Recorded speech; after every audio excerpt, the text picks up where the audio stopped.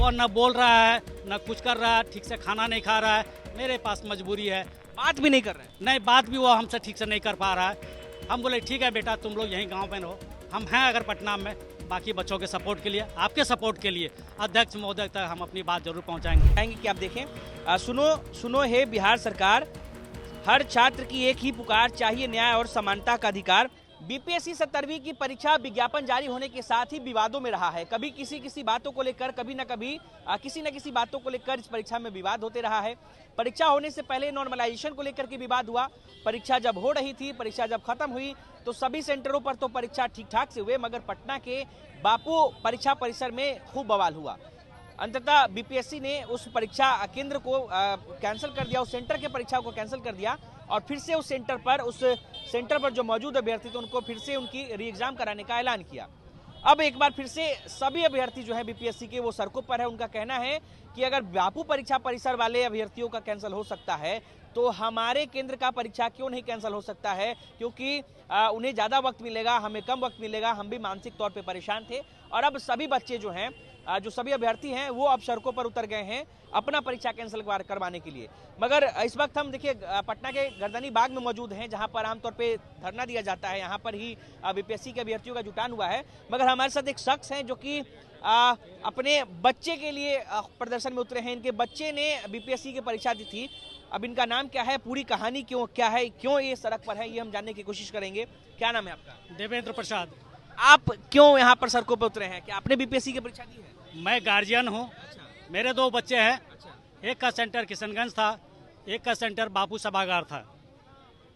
और अब चूंकि जो हालात हो गए हैं, बापू सभागार वाला कैंसिल हो गया है, लेकिन मेरे दोनों बच्चे निराश हैं। बहुत मेहनत किए हैं, बहुत रात दिन एक कर दिया था दोनों। 64वीं में भी क्वालिफाई किया था, इंटरव्यू तक गया था, 67वीं में भी इंटरव्यू तक गया था। और इस बार एक बहुत उम्मीद के साथ था। उनको लगा कि उनका सपना टूट गया है। मेरे बच्चे बहुत मायूस हैं और मेरे पास कोई उपाय नहीं है। मैं चैन से बैठ तो नहीं सकता हूँ। इन बच्चों के सपोर्ट के लिए, अपने बच्चों के सपोर्ट के लिए हम आए हैं।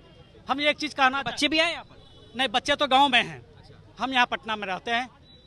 हम यहाँ एक चीज़ के लिए ज़रूर कहने के लिए आए हैं, खास के बीपीएससी के अध्यक्ष महोदय को। वो हमेशा इंटरव्यू में एक चीज़ कहा करते थे कि बच्चों का हित, परीक्षार्थी का हित मेरे लिए सर्वोपरि है। लेकिन अगर री एग्जाम सिर्फ बापू सभागार में होता है तो बापू सभागार के बच्चों को पैटर्न पता चल गया कि क्या क्वेश्चन पूछा गया है। आप वही तो नहीं पूछिएगा, या उससे अप होगा तो बापू सभागार में जितने परीक्षार्थी हैं उसके साथ जाति होगा, नाइंसाफ़ी होगा। और अगर बिलो स्टैंडर्ड पूछते हैं तो बाकी बच्चे जो 3,70,000 दिए हैं उनके साथ नाइंसाफ़ी होगा। तो नाइंसाफ़ी जब दोनों स्थिति में हो रहा है तो अध्यक्ष महोदय से तो हम यही विनती करेंगे, हाथ जोड़ के प्रार्थना करेंगे कि सारे 13 तारीख के परीक्षा को निरस्त करके महोदय आप 15 दिन लें, 20 दिन लें, 1 महीना लें, आप अपने सुविधा के हिसाब से एक डेट निर्धारित करें। एक प्रश्न पत्र पर सभी बच्चों का परीक्षा लें। आपको भी समय मिलेगा चाक चौबंद व्यवस्था करने में, निष्पक्ष ट्रांसपेरेंट परीक्षा लेने में। बहुत जगह ये जानकारी मिला है कि जैमर काम नहीं कर रहा था, सीसीटीवी, बहुत जगह सीसीटीवी। जैसे 2 बच्चों ने परीक्षा दिया है, आपने बताया कि एक का परीक्षा केंद्र जो है बापू परिसर था, एक किशनगंज में परीक्षा दे रहा था। तो बापू परीक्षा परिसर केंद्र पर बवाल हुआ, जो भी चीजें सामने आई, किशनगंज वाले पे तो अच्छे से परीक्षा हो गया। तो फिर क्यों चाहते हैं कि किशनगंज वाला जो बच्चा है आपका वो भी परीक्षा में दोबारा उतरे? नहीं, वो उनको थोड़ी सी मायूसी इस बात को लेके है कि जो 68वीं और 69वीं का पैटर्न था, जो पीटी का क्वेश्चंस का एक पैटर्न था, और अध्यक्ष महोदय भी कई एक बार बोल चुके हैं कि हम इसी पैटर्न को फॉलो करेंगे। लेकिन यहाँ पर जो क्वेश्चंस पूछा गया वो बहुत ही समझिए ग्रुप सी लेवल का क्वेश्चन था, जिनको नॉर्मली लोग बच्चे जो 68वीं 69वीं का पैटर्न था वो उस हिसाब से नहीं था। तो कहीं न कहीं जो जिस मोरल के साथ, जिस बुलंदी के साथ उनको परीक्षा देना था वो नहीं दे पाए। बहुत फैक्चुअल क्वेश्चंस पूछ दिया था, तो इजी, लेकिन आपका पैटर्न से बहुत दूर था। आप बार बार पैटर्न। परीक्षा के बाद आपके दोनों बच्चों ने आपसे कुछ शिकायत की इस चीज को लेकर के, कुछ अपने दर्द बयां? वो न बोल रहा है न कुछ कर रहा है, ठीक से खाना नहीं खा रहा है। मेरे पास मजबूरी है। बात भी नहीं कर रहे हैं? नहीं, बात भी वो हमसे ठीक से नहीं कर पा रहा है।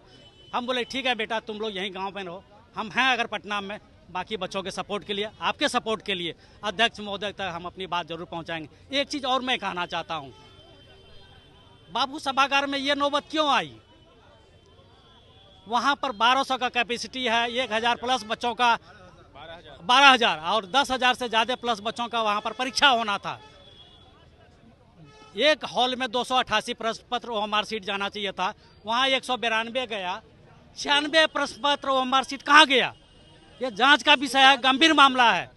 हम तो मांग करेंगे कि सिटिंग जो जज हैं उनके निरीक्षण में सीबीआई जांच हो। दूसरा, यह जांच अलग इशू है, लेकिन सारे परीक्षा को निरस्त कर एक परीक्षा 1 महीने 2 महीने अपने अध्यक्ष महोदय स्वतंत्र हैं, अध्यक्ष महोदय स्वतंत्र हैं, अपने हिसाब से वो परीक्षा की तिथि। क्या नाम बताया आपने? देवेंद्र प्रसाद। बच्चों का क्या नाम बताया? क्या नाम बताया आपने? देवेंद्र प्रसाद। जी जी। अच्छा, कहाँ से आप? पटना से? हाँ, पटना से। अच्छा, देखिए इनके पास जो पोस्टर है वो पोस्टर भी हम चाहेंगे कि आप देखें।